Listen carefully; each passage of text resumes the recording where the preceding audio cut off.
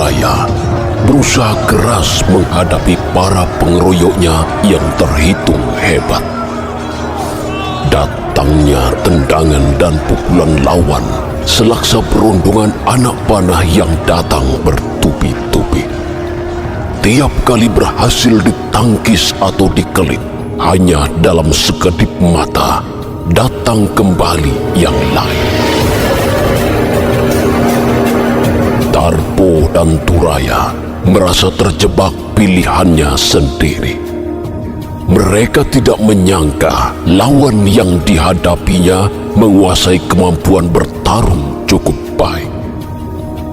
Beberapa kali telinga keduanya mendengar desisan pedang cukup keras. Tanda bahwa pilah tajam senjata itu hanya berjarak beberapa jari saja dari lehernya. Menyadari bahwa keduanya mulai terdesak, Tarpo dan Turaya saling memberi tanda, lalu melompat menjauh, berpindah sementara ke titik aman. Namun pasukan hitam langsung merapat dan kembali mengepung mereka.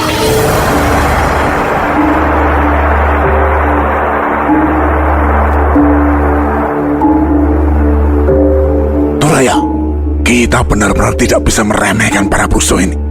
Ternyata mereka begitu mumpuni dalam pertarungan jarak dekat. Aduh, iya Ci. Pukulan dan tendangan mereka disempurnakan dengan pedang yang mereka gunakan. Beberapa kali leherku nyaris terbacok. Hebat sekali mereka ini. Sudah jelas mereka ini prajurit. Tapi prajurit macam apa mereka ini?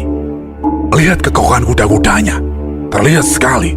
Para prajurit Mangir yang hampir bentrok dengan kita di perbatasan. Tidak ada apa-apanya. Apalagi dengan prajurit muda macam si Mangun. Tenan panjenengan. Dari tadi kita bertarung, yang baru bisa kita robohkan hanya 2 orang saja. Mereka bertarung bukan hanya dengan otot, tapi juga dengan akal. Mereka selalu membaca arah serangan kita dengan cermat. Tipuan-tipuan jurusku juga beberapa kali gagal. Jok piye saiki? Wis, ngene wae. Koyone wis wayahe awake dhewe nganggo senjata cokro. Kalau begini terus, bisa-bisa tenaga kita lah yang terkuras habis. Lagi pula, mereka ini memang sudah tidak perlu dikasihani lagi. Kamu yakin senjata cakra kita bisa menghadapi mereka? Kita belum pernah menggunakannya dalam pertarungan semacam ini, Tarpo. Selama ini, cakra kita hanya dipakai saat latihan antar saudara seperguruan saja. Jika mereka tahu kelemahannya, rampung sudah kita. Menurutku, kita rebut saja salah satu pedang mereka. Kita bertarung dengan pedang. Itu malah mari cepat mati. Kita tidak terlatih menggunakan pedang.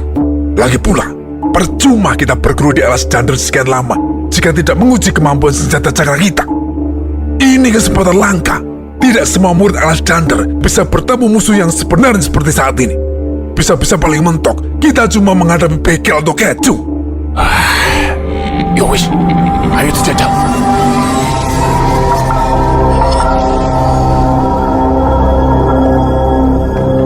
Ki Temang Pandak telah memacu kudanya secara kesetanan.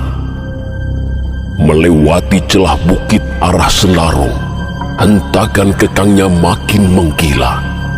Apalagi ketika dia melihat sejumlah tubuh berlabur hitam terkapar di tengah jalan. Dia bisa memastikan bahwa itulah mayat-mayat hasil bentrokan prajurit Reksoboyo dengan para perusuh. Sesampai di Selarong, Ki Temang Pandak justru kaget karena Reksoboyo dijumpainya dalam keadaan pingsan di dalam rumah penduduk. Beruntung itu tidak lama. Reksoboyo segera sadar sehingga bisa menceritakan segalanya.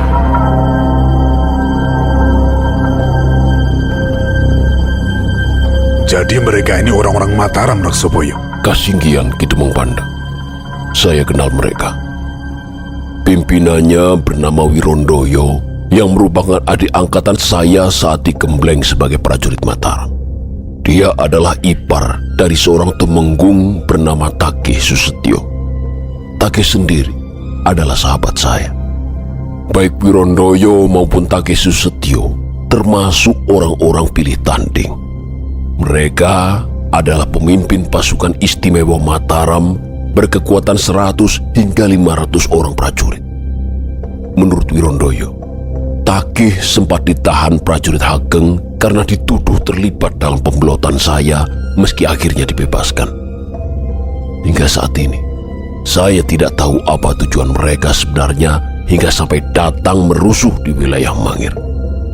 Tapi Wirondoyo berkali-kali meminta saya menyerah untuk diseret dan dihadapkan pada Pangeran Gagakbani. Beliau adalah pemimpin utama prajurit istimewa Mataram sekaligus adik Panembahan Senopati. Jika demikian, itu berarti orang yang menyerang Benteng Barat adalah juga orang-orang Mataram. Ciri-cirinya sama persis dengan yang ada di sini. Benteng juga diserang. Menikah saestu kita mang. Benar, Soboyo. Menurut palaporan Ki Jodong, pintu gerbang benteng bahkan sudah berhasil dijebol. Karena itu, Ki Ageng Mangir memerintahkan agar kalian segera kembali jika masalah di sini sudah selesai. Sangat mungkin kerusuhan di sana akan makin meluas dan merembet sampai dalam Wanabayan. Nyun pangapunten kita mang. Sepertinya masalah memang akan bertambah besar, apalagi oleh tewasnya Wirondoyo. Kematiannya pasti akan membuat Mataram muntap. Bagaimanapun juga, dia adalah seorang tumenggung. Saya agak sulit menduga apa yang akan terjadi selanjutnya. Ya, apa boleh buat, Reksoboyo? Semua sudah ada yang mengatur. Jika Mangir akhirnya harus berhadapan-hadapan dengan Mataram, tentu saja kita tidak boleh menghindar. Malu jika kita harus cincang jari dan tinggal gelenggang colong pelayu. Besar kecil Mangir tergantung bagaimana orang-orang seperti kita mengerti arti harga diri. Sak tunggu batuk sak nyari bumi, bakal dipilani kan dipecahin dodo utahing lutilo. Tapi perang besar akan terjadi gitu mang. Akan banyak yang jadi korban. Saya tidak tega membiarkan Mangir berada dalam keadaan demikian. Kalau benar saya yang menjadi penyebab semua ini, saya bersedia datang ke Mataram untuk meminta maaf, pasrah dan memberikan nyawa saya sebagai penebusan agar tidak pecah perang gitu mang. Niatmu luhur, Reksoboyo. Nanging, kabeh tetep kudu etuk palelai Ki Ageng. Toh kita tidak tahu apa benar mereka datang kemari hanya untuk menangkap dan membawamu kembali ke Mataram. Tapi menurut perhitunganku, tidak mungkin hanya gara-gara kamu Mataram berani mempertaruhkan banyak hal. Apalagi mereka saat ini sedang bersiap menghadapi Pajang yang kekuatannya jauh lebih besar. Menghadapi Mangir dan Pajang sekaligus dalam waktu bersamaan jelas sebuah kekonyolan. Pasti ada sesuatu yang lain di balik semua ini. Wah, benar juga gitu mang. Sayang sekali Wirondoyo dan semua yang dikerahkan ke sini telah tewas. Kita menjadi kesulitan mengungkap tujuan yang sebenarnya. Ya, mudah-mudahan yang menyerang Benteng Barat ada yang bisa diringkus dan ditanyai, sehingga kita bisa mengetahui untuk apa mereka membuat huru-hara di Mangir. Baiklah kalau begitu, kulon derek mawon kersanipun Ki Ageng.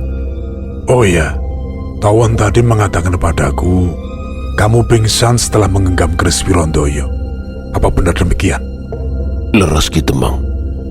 Banyak yang menjadi saksi bagaimana keris yang dikenakan Wirondoyo tiba-tiba keluar dari warangka dan mengeluarkan cahaya yang cukup terang. Karena penasaran, saya kemudian berniat mengambilnya.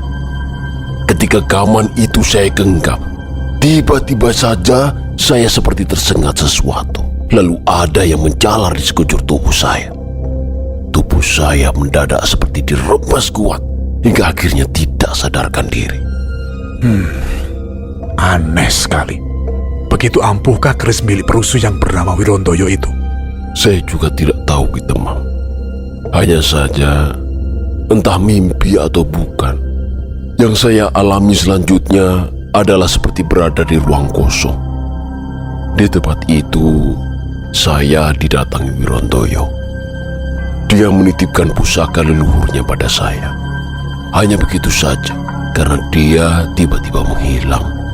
Meskipun kamu dengan dia berselisih, bahkan berhasil membunuhnya di dunia, sepertinya di alam lain dia sudah berbeda. Mungkin apa yang dilakukan Wirontoyo hanya karena terpaksa saja. Dia dihadapkan pada pilihan yang sulit layaknya memakan buah mahkota dewa. Di satu sisi dia adalah obat luar biasa. Di sisi lain dia sangat beracun. Ya, tidak ada salahnya kamu sekarang yang merawat pusaka Wirontoyo itu. Jika Wirontoyo memiliki putra dan pusaka itu dicarinya, berikan saja. Dia berhak memiliki warisan leluhurnya itu. Uninggi Temang, terima kasih sarannya. Ya wis, jika memang sudah tidak ada lagi yang perlu diurusi di sini, bawa prajuritmu kembali ke Mangir secepatnya. Tawon, perintahkan 2-3 prajuritmu untuk tinggal di sini membantu penduduk membereskan semuanya, termasuk menguburkan Wirontoyo dan orang-orang Mataram secara layak di balik bukit kecil sana. Suatu saat, jika memang ada keluarga yang ingin mengunjungi makamnya, mereka tahu letaknya.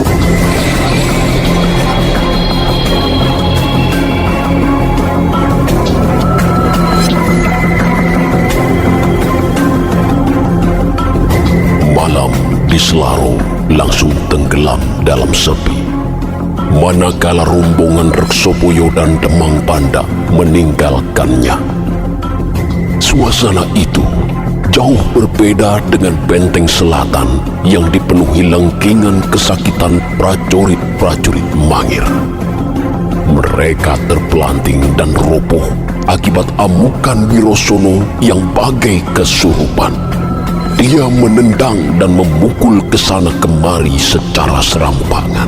Namun kekuatannya bak 2-3 ekor banteng sekaligus. Mereka yang ambruk terhantam, kesulitan untuk bangkit lagi.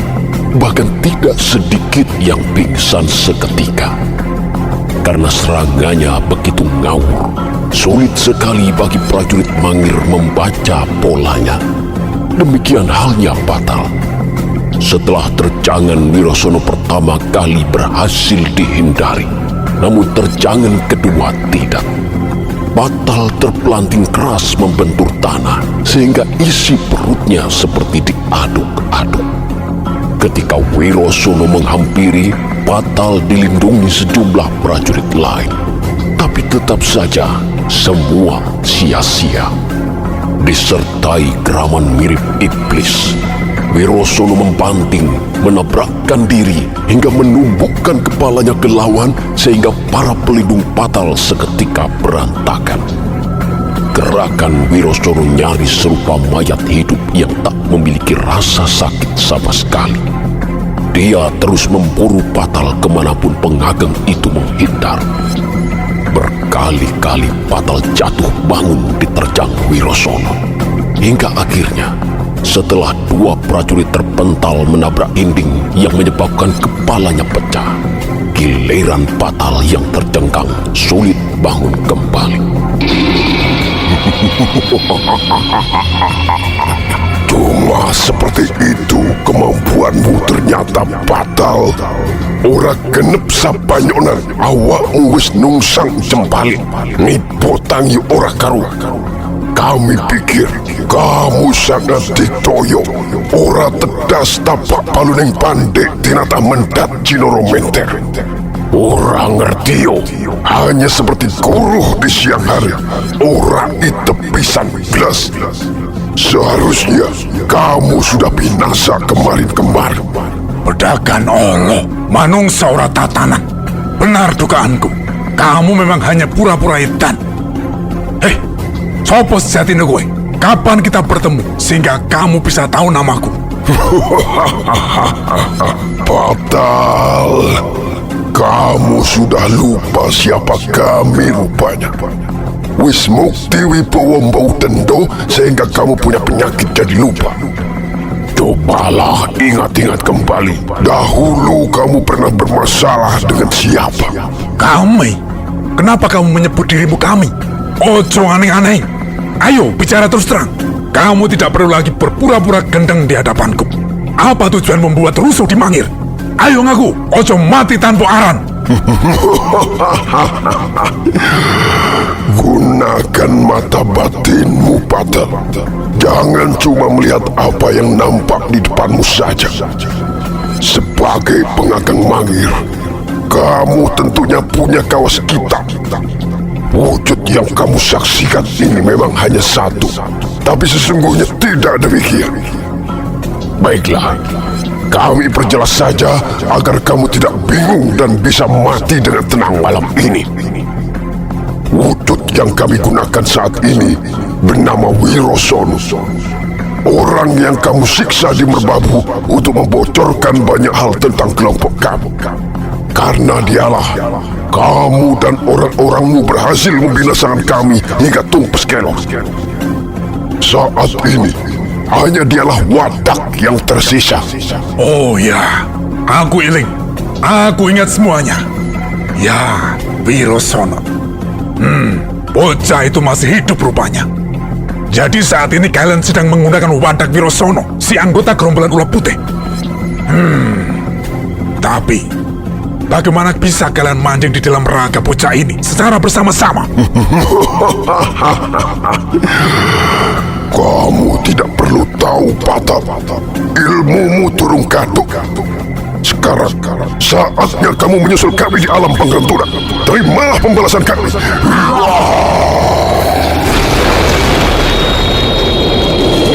Hanya dalam sekali tendangan, Patal terlempar keras ke udara. Dadanya serasa terbentur batu gunung Merapi yang keras sekaligus panas. Kepalanya seperti dipetot lepas dari tubuh. Patal berhenti bernafas. Dia melihat tubuhnya sendiri yang terbanting ke tanah dengan keras. Patal terus membumbung tinggi. Dia tidak bisa lagi menginjak bumi yang terlihat makin kecil jauh di bawah sana. Patal memejamkan mata, tapi semua serasa tidak ada bedanya. Dia masih bisa melihat Cakrawala. Sadarlah Patal, riwayatnya di dunia telah berakhir.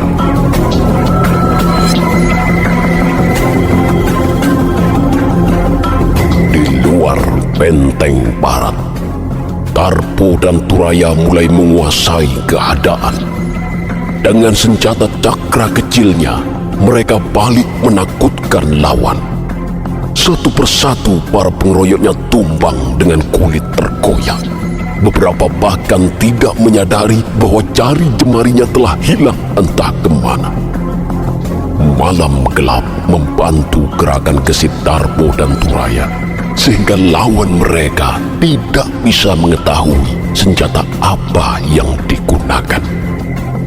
Keadaan ini membuat Tumenggung Taki Susetyo yang mengamati pertarungan di luar kalangan menjadi gusar.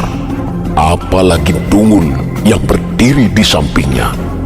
Sebagai seorang bekal, Dungul Kemas melihat anak buahnya pelan-pelan mulai bertumpangan. Pripun menika Gusti Tumenggung? Jurus yang digunakan dua orang itu mendadak terlihat berbeda. Sepasang telapak tangannya membuka tutup secara aneh. Setiap telapaknya terbuka, prajurit kita seperti tak kena sesuatu hingga menjerit-jerit kesakitan. Gade dan Julung yang lebih dulu roboh, malah sekarang tidak bergerak-gerak lagi. Mungkin mereka sudah gugur, Gusti. Sepertinya mereka menggunakan senjata kecil yang tidak mudah dilihat dari jauh, Dungul.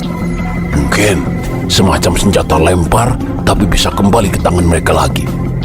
Karena itu, kadangkala tangannya menutup. Itu artinya mereka sedang menggenggamnya. Senjata apa kira-kira Gusti Tumenggung? Lihat-lihat. Sekarang Tolu dan Ugu yang roboh berkelojotan. Loh, mereka memegangi lehernya. Walah, leher mereka sobek, Gusti Tumenggung. Sepertinya panjenengan benar. Mereka menggunakan senjata kecil. Coba kamu perhatikan sebelah sana itu, Dungul. Perhatikan siasat Kukang, Dumbir, Menol, dan Wari.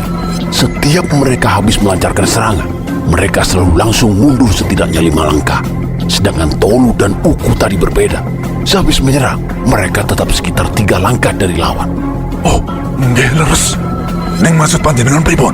Itu artinya senjata musuh hanya bisa menjangkau 3 langkah saja, tidak lebih. Sekarang begini saja. Coba kamu langsung bergabung saja bersama yang lain. Berpura-pura sajalah bersiap menyerang. Tapi tugasmu yang sebenarnya adalah mengamati gerakan tangan mereka. Perhatikan terus sampai kamu bisa dengan jelas melihat senjata apa yang mereka gunakan. Jika sudah, mundurlah dan laporkan padaku hasil amatanmu. Sendiko Gusti Temenggu.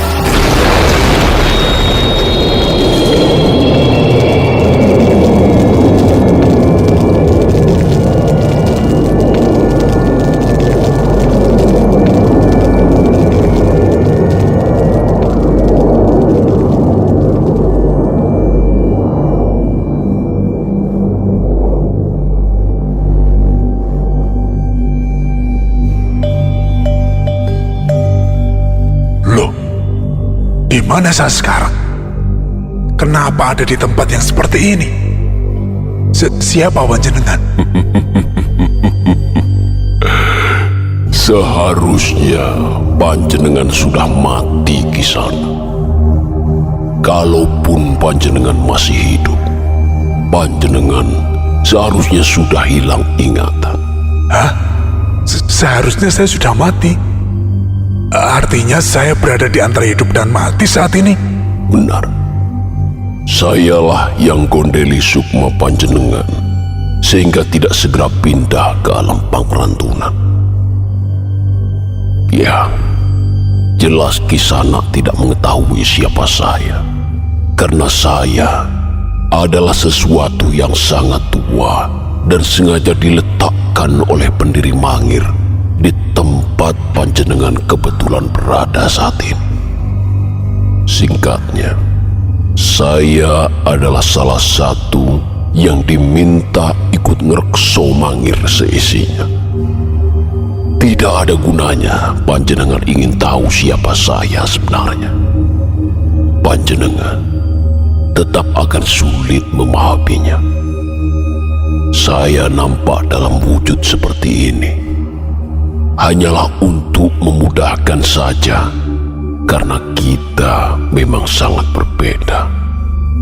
Ya, meski tidak tahu sosok apa sejatinya panjenengan, tapi setidaknya saya mulai mengerti berada di pihak mana panjenengan. Nyuwun pangapunten, apa yang sesungguhnya terjadi Kisan? Sudilah kiranya panjenengan menjelaskan pada saya. Segalanya benar-benar membingungkan. Yang saya ingat terakhir kali, saya sedang menghadapi orang aneh yang sulit sekali dikalahkan. Saya sampai jatuh bangun berkali-kali, hingga secara tiba-tiba sebuah tendangan sangat keras yang diselubungi asap hitam membuat saya terlempar kuat. Segalanya menjadi terasa ringan. Saya seperti Lali Purwoto Sino.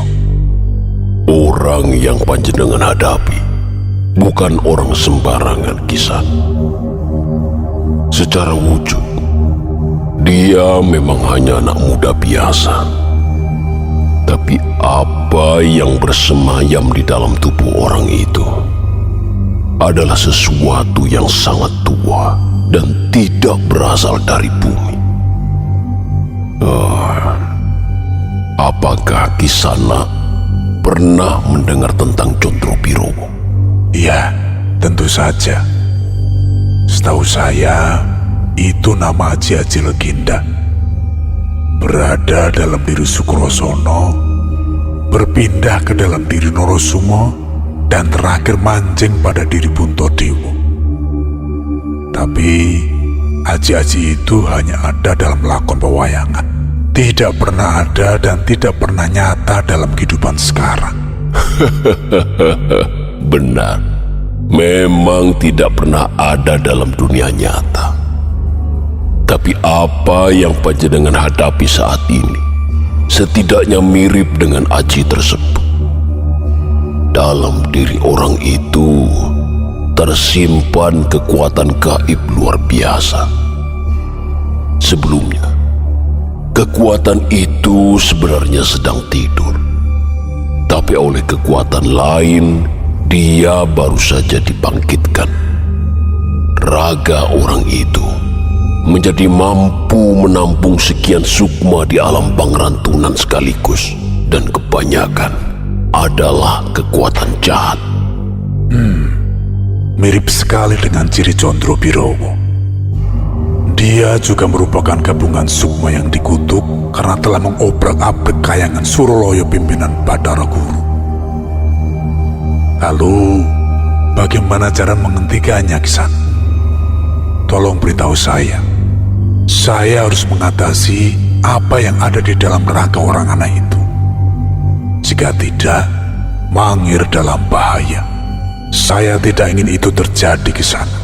Kisana, seperti halnya Condro Birowo, ketika kekuatannya dilepaskan, tidak ada yang bisa menghentikan. Dia juga tidak bisa ditarik kembali kecuali tugasnya sudah selesai dan sasarannya mati. Apa yang mancing dalam diri orang aneh itu memang kekirisi, Kisan. Apakah tidak ada cara untuk mengatasi kekuatan itu, Kisan? Bagaimana kalau raga yang digunakan berhasil dimatikan?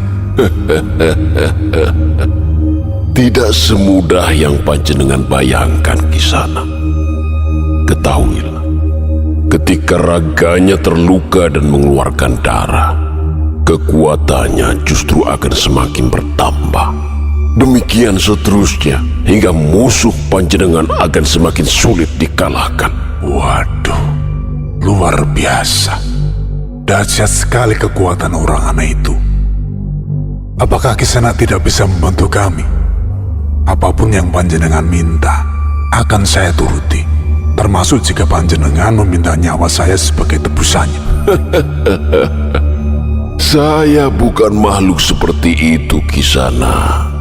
Apa yang panjenengan harapkan itu melenceng jauh dari tujuan saya diciptakan. Tidak, saya tidak bisa membantu panjenengan terlalu jauh. Gondeli sukma panjenengan saja sesungguhnya sebuah kesalahan bagi saya. Akan ada harga besar yang harus saya bayar setelah ini. Baiklah, Kisana. Kalau memang kekuatan itu hanya bisa berhenti saat sasarannya mati, panjenengan tidak perlu lagi gondeli saya. Biarkan saya mati. Saya Lilo Legowo menjadi rapuh tawur kekuatan dalam diri orang aneh itu. Tidak ada hal lain yang lebih penting dari diri saya kecuali keselamatan junjungan saya, Ki Ageng Mangir Wonoboyo. Saya gondeli panjenengan bukan untuk keputusan yang demikian mudah, Kisana. Sebagai salah satu pengageng Mangir, panjenengan dipilih pasti bukan hanya karena mampu dalam olah kanuragan, namun juga kecerdasan. Saya yakin panjenengan akan menemukan cara mengatasi kekuatan yang ada dalam diri orang itu. Yang penting, tetaplah teguh dan kukuh. Memohonlah agar Sang Hyang menerangkan jalan pikir panjenengan. Nah, di sana, sekarang sumungko, kembalilah ke dunia panjenengan. Orang-orang di sekitar panjenengan masih membutuhkan olah pikir dan tenaga panjenengan. Ini memang bukan saat yang mudah bagi orang-orang Mangir. Apa yang panjenengan semua lalui malam ini adalah sebuah pendadaran. Baiklah, di sana, selamat tinggal.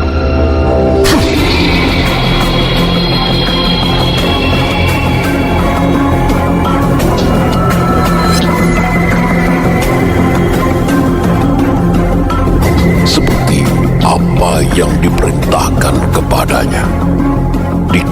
tangan tarung Dungul bergabung bersama anggotanya. Hanya saja, dia tidak turut menyerang, namun secara teliti mengamati seluruh sepak terjang Darpo dan Turaya. Dengan kesabaran tinggi, tidak ada yang lepas dari pandangan matanya sedikit pun. Pelan-pelan, kepenasaran Dungul mulai terjawab. Setelah memastikan berkali-kali bahwa amatannya tidak salah, barulah Dungul pelan-pelan mundur menemui Akeh Susetyo. Piye Dungul? Saya sudah berhasil melihat senjata mereka, Gusti Tumenggung. Senjatanya cukup aneh dan baru saya lihat sekarang ini. Sepertinya terbuat dari besi yang ditempa hingga membentuk lingkaran yang bergerigi tajam. Ngapunten, anggap saja cakra. Cakra kecil seukuran jempol orang dewasa, Gusti. Cakra ini terikat pada sebuah tali yang juga kecil, lantas digelangkan ke tangan mereka. Tali itulah yang membuat setiap kali cakra dilempar ke sasaran bisa kembali dalam genggaman mereka. Tapi yang mengerikan, Gusti, jika tidak salah lihat, cara kerja cakra itu mirip gangsingan. Saat mengenai sasaran, putarannya yang sangat cepat langsung menyebabkan robekan besar. Berarti talinya harus diputus lebih dulu, Dungul. Kalau menurut saya, sangat sulit, Gusti Tumenggung. Dalam keadaan gelap seperti ini, jika tidak memperhatikan sungguh-sungguh, talinya sama sekali tidak terlihat. Jika pandangan kita hanya dipusatkan untuk mencari gerakan tali, bisa-bisa cakranya tahu-tahu sudah mampir di leher kita begitu saja, Gusti. Keparat caca laknat. Jika tidak segera dihentikan, dua orang itu bisa dengan bebas membunuh prajurit kita. Dungul, panggil Jagal, Rutu, dan Semut. Selanjutnya, kita bantu mereka mencincang kedua orang itu. Nesu akan dawuh, Gusti Tumenggung.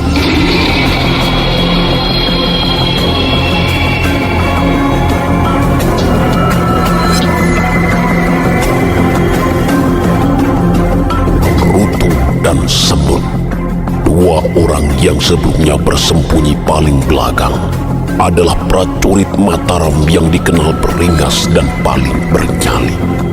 Tidak kenal ampun dan kasihan, tidak peduli rasa sakit, dan tidak peduli dengan nyawanya sendiri. Mereka juga tidak fasih bicara karena sejak kecil tinggal di kedalaman hutan lebat.